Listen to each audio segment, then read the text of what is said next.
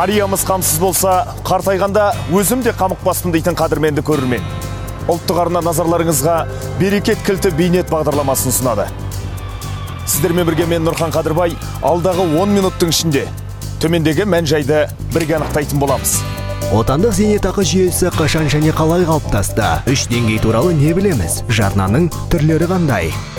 Сонымен бүгін көретіндеріңіз. Мен ерікті зейнетақы жарнасына төлемдер жасау үшін шот аштырайын деп едім. Үшінші бір туғанның атына ерікті зейнетақы жарналарын аударылады.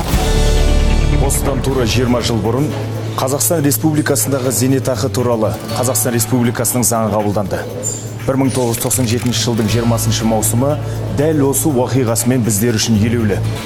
Міне, содан бері сіз де, мен де, яғни жұмыс жасайтын әрбір азамат айлық жалақысынан 10% зейнетақыға жарна аударады. Яғни зейнеттегі өміріміздің кірпішін бүгіннен бастап қалаудамыз. Соңғы дерекке сүйенсем, зейнетақы қорынан шот ашқан салымшылардың саны 10.121.372 адамды құрайды екен. Олардың 9.647.702-сі міндетті зейнетақы жарнасын төлеушілер, ал 434.088-і міндетті кәсіптік зейнетақы жарнасын, ал 39.583-і ерікті зейнетақы жарналарын төлеушілер болып саналады. Осы үш топтағы салымшылардың бүгінгі таңдағы бірыңғай жинақтаушы зейнетақы қорындағы ақшасын қоссақ, 7 триллион 538 миллиард 524 миллион 971 мың теңге ақшасы бар екен. Қазақстанда 90-шы жылдарда 98-ші жылға дейін бұрынғы совет үкіметінде бәр 15 мемлекеттердің ішінде бірдей бір зейнет ақы жүйесі болды. Ол әр азаматтың табысынан салық бюджетке төленеді. Ол бюджеттен бәр азаматтарға зейнеткер болып жатқан кезде зейнет ақы төленеді. Ол былайша айтқанда ортақ зейнет жүйесі болды. 98-ші жылдан бастап қызмет етіп жатқан азаматтар ай сайын салықты бюджетқа төлемейді, дәл осы өзіне ерекше меншікті зейнет ақы қорындағы шотына төлейді. Я жасыратын жоқ, 2013 жылға дейін сен қай зейнетақы қорындасың? Қай қор табыстырақ екен? Тіптен болмаса, шоттағы ақшамды басқа зейнетақы қорына ауыстырдым деген сипаттағы әңгімелерді жиі естіп те, айтып те жүрдік. Ол кезде 10-нан астам зейнетақы қоры болады.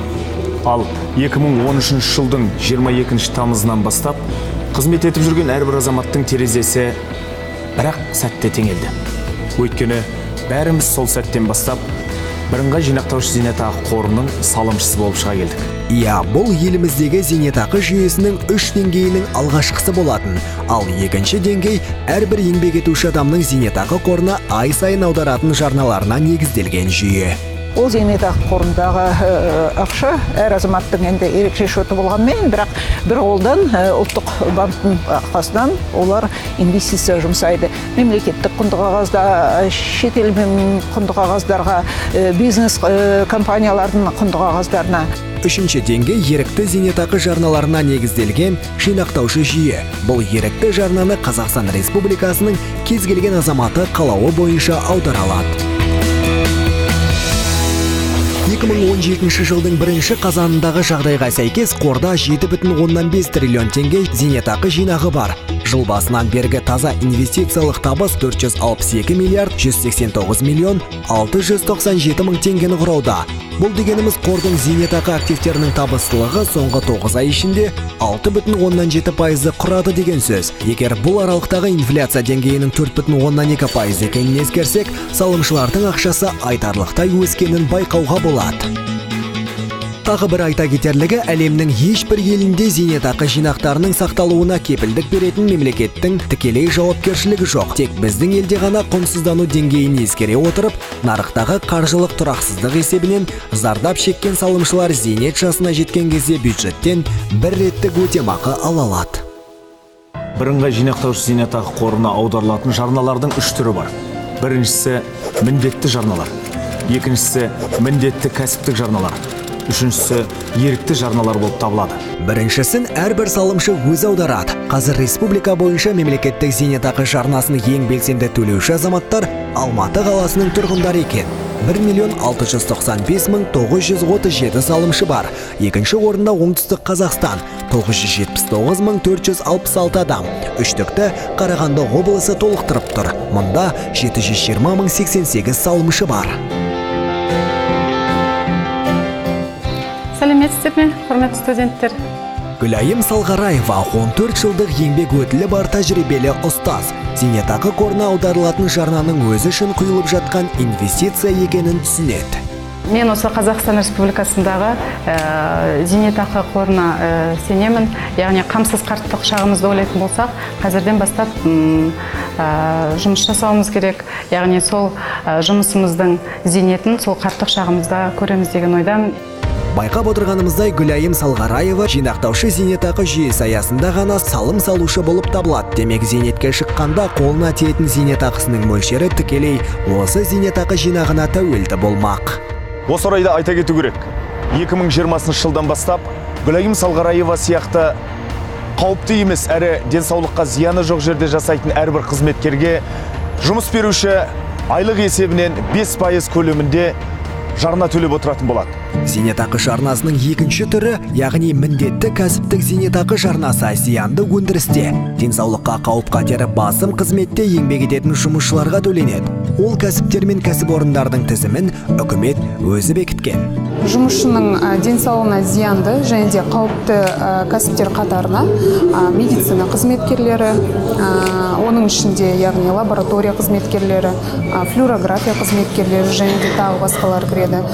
Сонымен қатар тау-кен өндірісіндегі қызметкерлер және де әуежай, темір жол қызметкерлері, оның ішінде де белгілі бір санаттары кіреді. Сонымен қатар балет артистері. Енді осылар ең көп бірыңғай жинақтаушы зейнетақы қорына келіп, осы міндетті кәсіптік зейнетақы жарналарын аударатын санаттар. Мы знаем, что государство старается. Мемлекет балет артистеріне мүмкіндігінше қолдау көрсетуде және бізге 5% көлемінде ерекше төлем бар екендігінен де хабардармыз. Бұл әрине көңіл қуантады. Айта кетейік, міндетті кәсіптік зейнетақы жарнасы 2014 жылдың 1 қаңтарынан бастап енгізілген жаңа жарна түрі. Ағымдағы жылдың 1 қазанындағы дерек бойынша мұндай зейнетақы шоттарының саны 434.088-ге жеткен. Олар бойынша салым 133 миллиард теңгеге тақап қалды. Тізімді Қарағанды облысының жұмысшылары бастап тұр. Мұнда 67.562 жұмысшысы үшін жұмыс берушілер міндетті кәсіптік зейнетақы жарнасын төлеп отыр. Бұл түсінікті де, жер астында атқарылатын жұмыстар адам өмірі үшін қауіпті кәсіптердің қатарына жатады. Ал енді зейнетақы аударымдарының үшінші түрі ерікті жарналар туралы айтайық. Оған ақша аудару да, аудармау да өз еркіңіз. Бірақ салымшылар үшін ең тиімді жарна осы дөреді. Жинақталған қаржыны 50 жастан асқаннан соң ала беруге болады. Егер зейнетке шыққанда қаржым көп болсын десеңіз, бүгіннен бастап құя беріңіз. Сымбат сияқты ай сайын міндетті зейнетақы жарнасынан бөлек ерікті зейнетақы жарнасын құятын отандастарымыздың саны көп деп айта алмаймыз. Соңғы дерек бойынша 39.582 адам ғана зейнетақы қорында шот ашқан. Бұл елімізде жұмыспен қамтылған 9 миллионға жуық адамның 0,44%-ын ғана құрайды. Мен ерікті зейнетақы жарнасына төлемдер жасау үшін шот аштырайын деп едім. Бірыңғай жинақтаушы зейнетақы қоры мен ерікті зейнетақы жарналарын ашу үшін кез келген салымшының келісімшарт жасауға құқысы бар. Қанша төлеу тәртібі мен төлеу сомасын бірыңғай жинақтаушы зейнетақы қоры мен салымшының арасындағы келісімшартта көрсетіледі. Егер қаласаңыз, қазір сізбен келісімшарт жасап берейік. Еліміздегі еңбекке қабілетті адамдардың зейнетақы жарналары бүгінде бір жерде жинақтаулы. Бұл мекеме бірыңғай жинақтаушы зейнетақы қоры деп аталады. Салымшы тек қана өз атына ғана емес, сонымен қатар үшінші бір тұлғаның атына ерікті зейнетақы жарналарын аударылады. Сонымен қатар заңды тұлғаларда жеке тұлғаның пайдасына ерікті зейнетақы жарналарын аударуға құқығы бар. Алыс жолдар кішкентай қадамнан басталады демекші, бүгіннен бастап зейнетақы қорына жинаған ақшаңыз сенімді болашағыңыздың кепіліне айналады. Сондықтан зейнетақы жүйесіне сенім артып, қаржы жинауды бүгіннен бастауды ұмытпаңыз.